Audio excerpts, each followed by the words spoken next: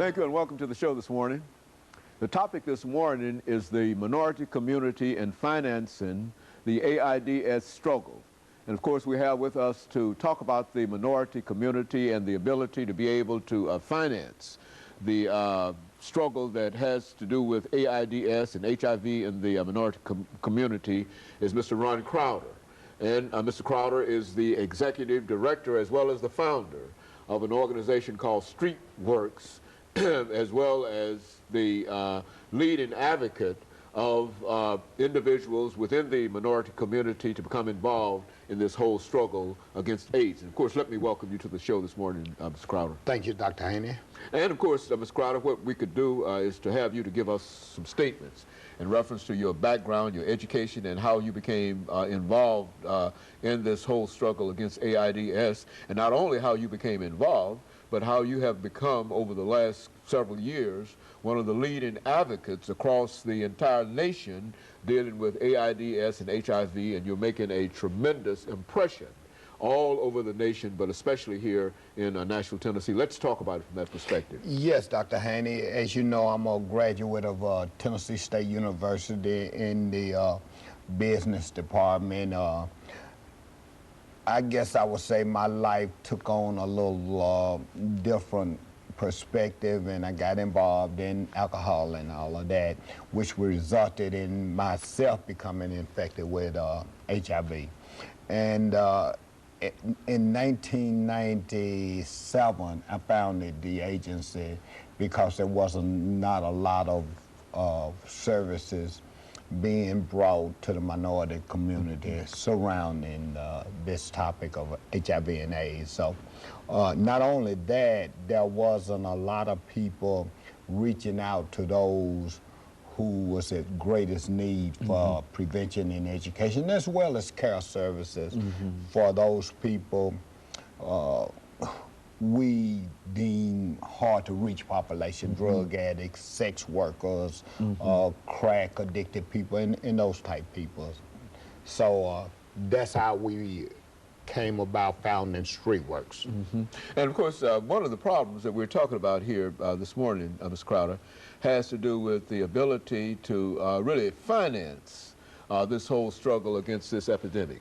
And I think that it's not only we're dealing with the minority community, but I think in terms of just trying to finance it all across the world, in Africa and every other place, that there's not enough money coming in. Let's talk about it from that perspective. Well, Dr. Haney, as you know, with the current administration and with all of the other natural disasters, funding and donations has become somewhat limited now.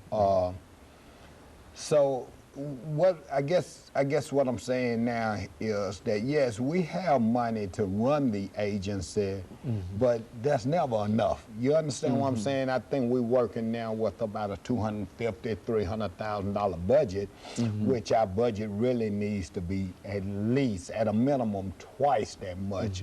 And I guess what my appeal today would be is to try to get the faith community as well as the minority community to come in and help us. You know what I'm saying? Financially, with human resources, with expertise. Maybe there may be a grant writer looking at the program this morning. There may be some people who are IT people who can help us redo our website. There's all kind of resources that people possess that they could give. But more importantly, we do need financial help. As you know, we're located in the housing, public housing sites in Nashville. That will be James Casey over there in the Shelby Avenue area, as well as the University Court, J.C. Napier Court area. So we're located right in the community that we feel need our services the most. But still, you feel, and as we make preparations, Mr. Crowder, for this first commercial break, you do feel that while there might be some activity, financial activity to support what you're doing, that there's really not enough money that's coming specifically from the minority community, the community who that has more than any other group, a greater impact dealing with this disease. Is that it? Is that what we're saying over the last 10, 25 seconds? That's exactly what we're saying. And I will expound a little bit more after the commercial break on that.